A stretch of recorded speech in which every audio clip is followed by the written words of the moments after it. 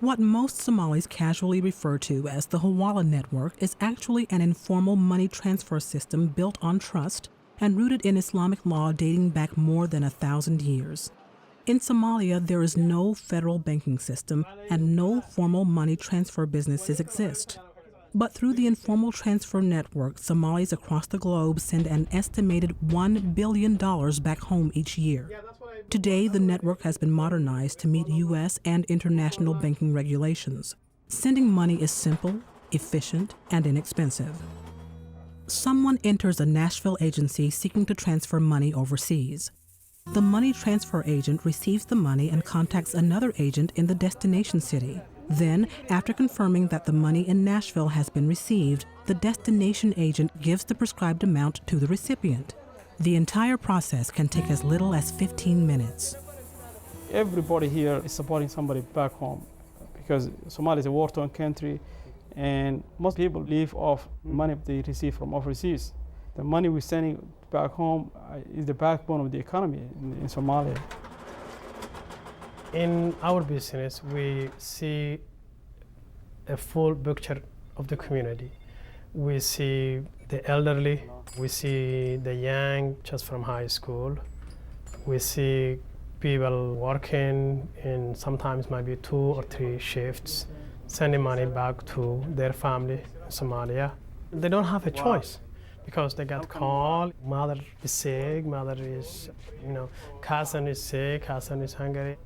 Without that, they will not survive. Sometimes people send the money to Somalia before they eat. I know some people that in this city that skip meals so they can save that money to send back to Somalia. You cannot think about saving or maybe keeping some money in your pocket or in your bank account. As long as the security situation there is this bad, I'm not really sure if we will have any good chance of having maybe any kind of improvement here for the community. I'm not really sure. While Somali taxi drivers have found one way to earn money that can be tailored to their culture, there are disadvantages. In the summer of 2007, many Somali drivers joined a taxicab association formed in Nashville to address issues from the lack of driver health care to unregulated fees paid to cab companies. Taxi drivers are also concerned about crime and working in dangerous neighborhoods.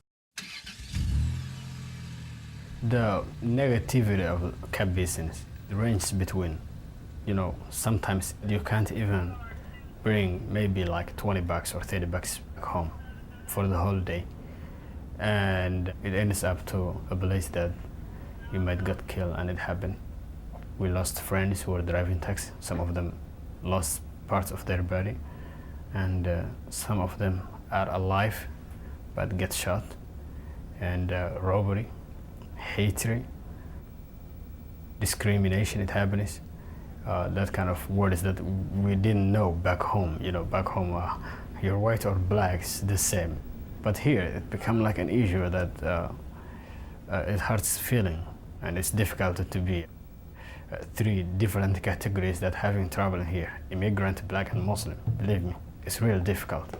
In 2003, a new group of refugees were resettled to Nashville that represented a marginalized population in Somalia. The Somali Bantu had been brought to Somalia as slaves in the 18th and 19th centuries and were excluded from the clan network, political life, and education in Somalia. The majority of Somali Bantu were farmers and come from a culture with no written language. For many Somali Bantu, life in the United States means experiencing schools, driving a car, or even turning on a light switch for the first time. When I arrived here the first time, I would say, what can I do? This is a new country. I never seen like this before. The city, if you doesn't speak English, it's not easy to make better your life. Bantu, they are poor for education because the place we was living, it was not education.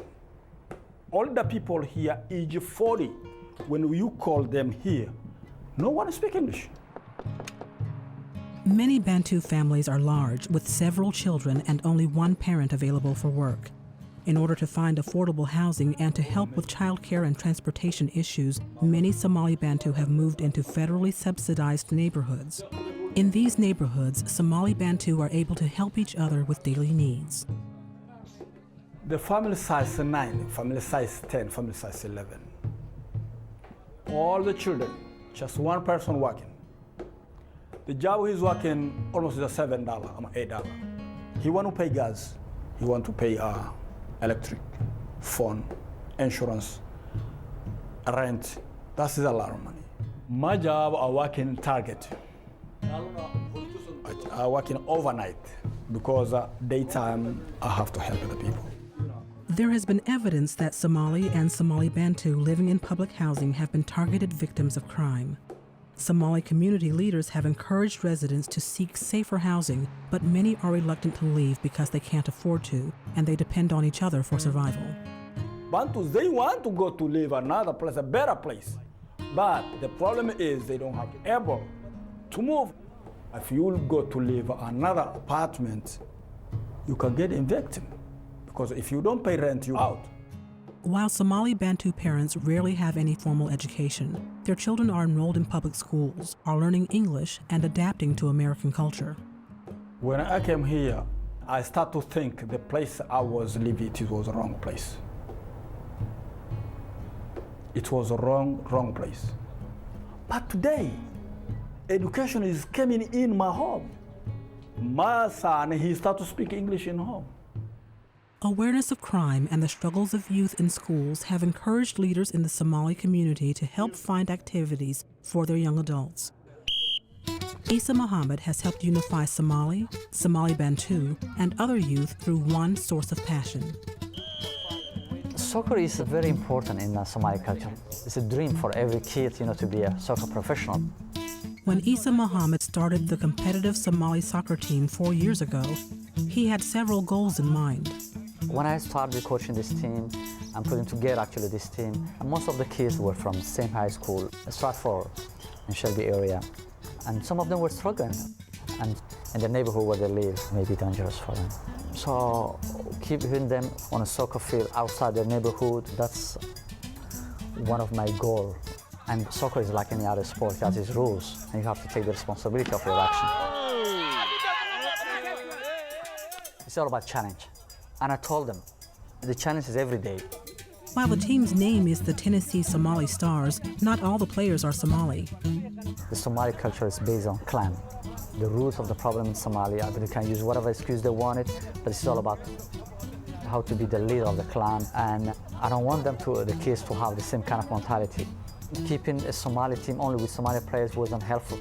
So we have some players from Nigeria and Sudan, Ethiopia, but the fact that I interact with the other players was important for me and for them, because now they know they can be in a diverse community and do their part.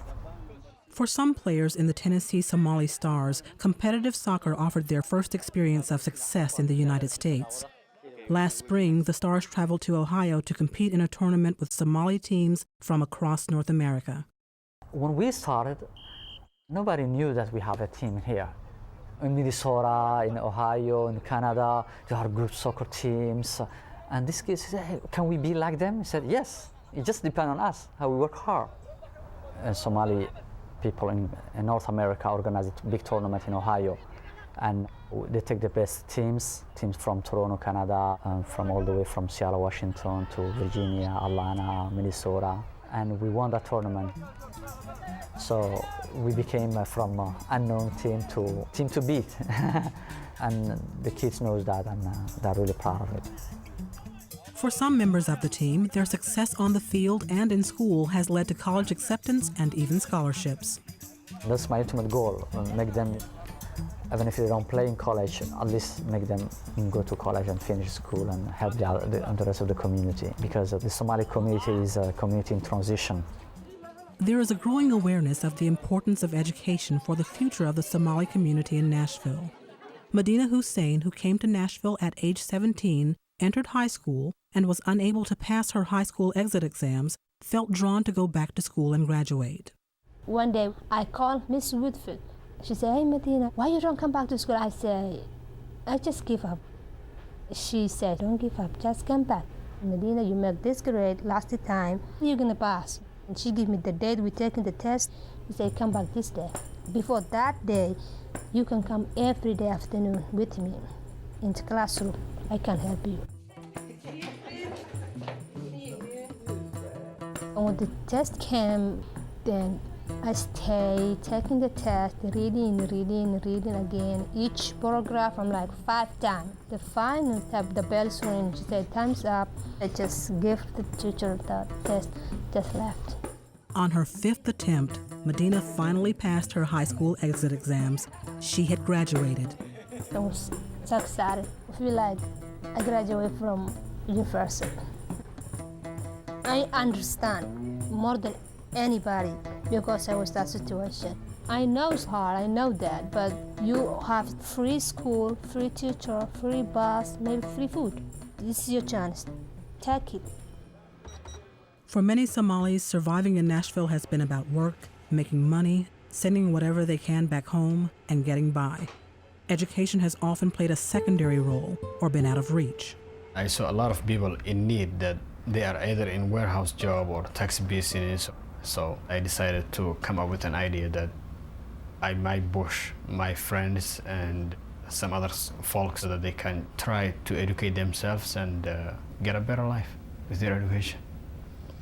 I remember the first meeting that we held, people were asking that question again and again, what should we do, how we can help each other? So we come up with the idea of starting a tutoring program. In the summer of 2008, Abdul Qadir partnered with the Somali Community Center of Nashville to help organize the program and Al Farouk Mosque to find a space on afternoons and weekends. The teachers are all volunteers, mostly Somali students at local universities. There are no books, no financial resources, no curriculum, but the program is tightly focused. First is math and English, because they are the basic 2 subjects in order to take any test. This is a small project, and we are not kidding ourselves and say, well, we're going to teach all the Somalis who are here. That's not something we can do. But this is just a start. Let us do one thing at a time. And eventually, when this becomes hopefully successful, others will join. Are we competent enough to teach? Maybe not. Some of us have never been teachers, maybe in their lives, but I think it's worth it. Right now, if we educate ourselves and our young generation, we can set the bar for them. Right now, maybe 5% going to college, and the rest divided between warehouses and taxi driving or truck driving. If we set the bar high and say, can we make maybe around, I can't say 100%, but 50%, maybe next 2 or 3 years, maybe the next generation will say, yes, this is what we can do, and finally they can catch up with this fast-moving life in America, which is the final goal. How we can take the positive and drop the negative, and then be part of the community, the big moving community.